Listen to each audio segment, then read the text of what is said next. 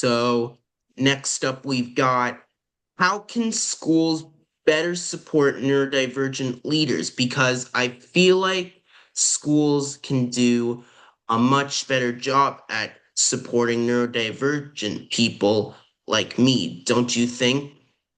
I do. I think it goes back to our conversation about recognizing that everybody perceives the world differently.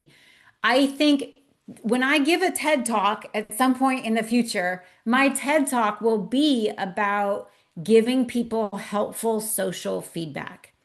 So I think most people who are neurodivergent can be amazing leaders if that's what they want to do. I think we have unique thought processes and skill sets that position us to be great leaders.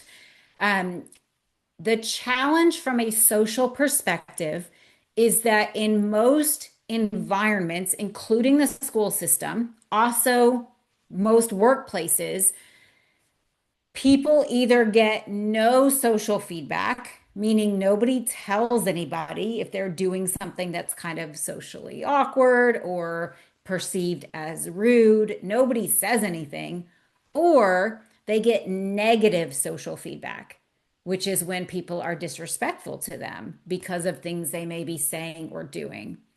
And if we would all give each other helpful social feedback, we could change the world. If we would all just point out in a helpful way what people are saying or doing and how it's being perceived, and how maybe they can just shift it a little bit, that would make a huge difference. So, with my students in my program, I teach them how to give each other helpful social feedback. So, for example, if somebody's doing something that you don't like, instead of yelling or saying, "Hey, stop that," we can say something like, "Can you please stop doing that?" Right? But somebody has to provide that example, and someone has to support students as they're learning to make that shift. And so I think in schools, in workplaces, if we all took the approach of giving people helpful social feedback, I think we could change the world. The challenge is that most people aren't receiving helpful social feedback. And if we're not receiving helpful social feedback, how do we possibly know what we could do differently that would have a better outcome? So that would be my suggestion, is to recognize that we are all doing the best we can. And helpful social feedback helps us perceive things differently. And then we can make different choices if we choose to be those leaders that you're talking about. Yep, that's right. I think that's really a true key and a true piece of advice to becoming a true neurodivergent leader because a neurodivergent leader should be agreeable to everyone, even if they're being annoying sometimes. A neurodivergent leader should be a great leader and treat others with respect as well. Yeah, we can be friendly to everybody, even if we don't get along. Right? We can still be friendly to people, even like you said, even if we're annoyed, we can still be friendly. And I agree. I think that's an important part of being a leader is how we treat other people. It's more That's important than right. being smart. It's more important than being funny. Um, Everybody in the world wants to be around people who are kind and friendly. That's right.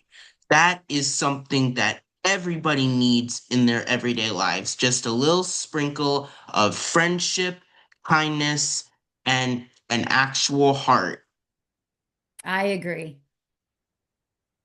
All right. So now I'm going to ask you, what is a certain impact that you hope to leave behind for others? Ooh, that's a great question.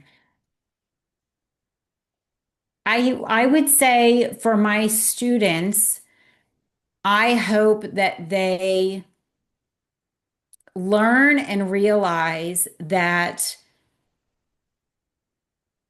we all have the ability and the potential to have amazing relationships. Sometimes we need more support in that. Sometimes we need some practice, but we all have the ability and the potential to have amazing relationships.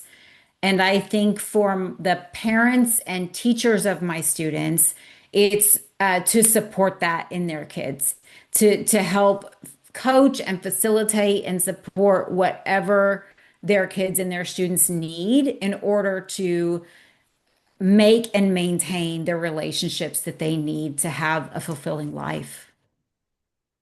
Yep, that's right. Everyone deserves a great life full of kindness and friendship.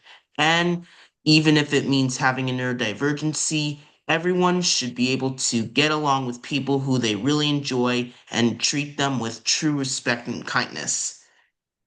I agree. Yeah. I agree as well. And that's why everyone could use a little kindness and friendship in their everyday lives so they prevent being lonely and they also prevent not figuring out who they even are, if I have to be honest. Yeah, absolutely. Yeah. And I also heard that you were the author of a book known as Social Skills is Cancelled.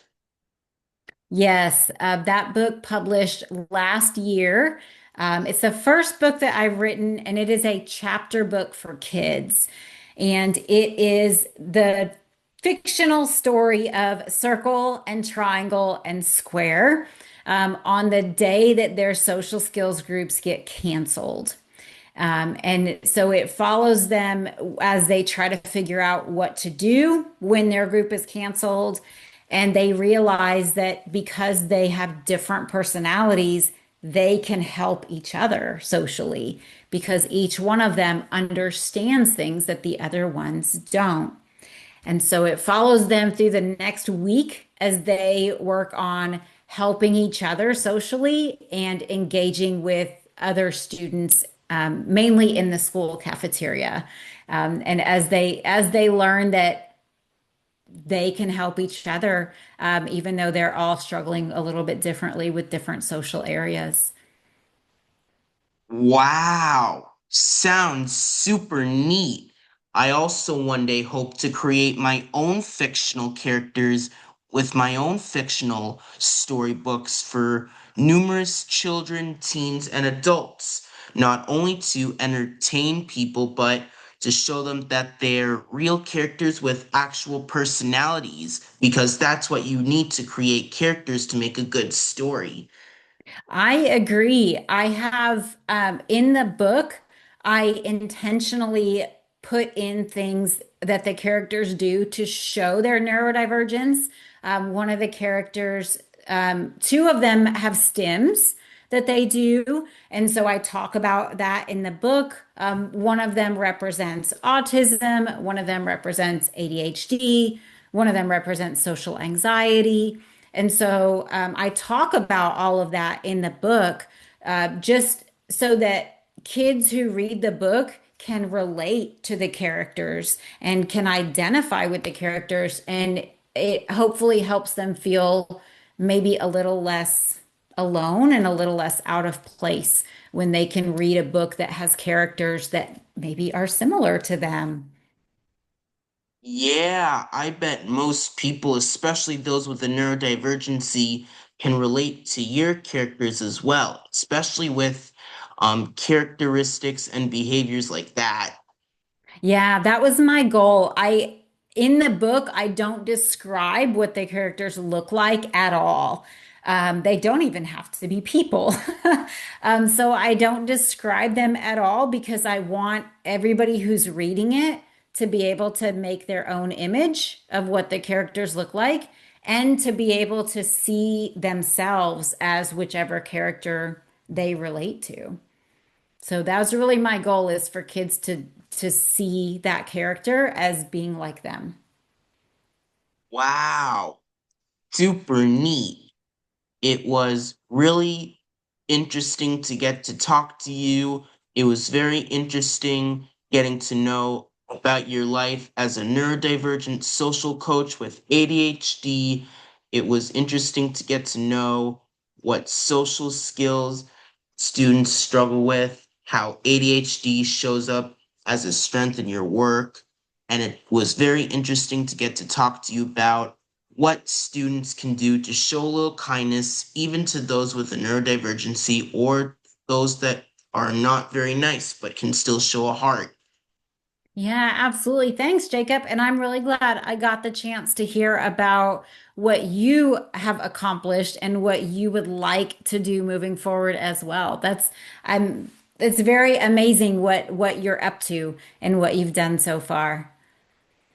Yeah, I think what you're doing so far really helps neurodivergent students and even those without a neurodivergency a lot. It was very interesting getting to know a lot about your life, and I'm glad you're here to help kids grow and learn the right way. Thanks, Jacob. I am very glad that you are here as well. Anytime, anytime at all.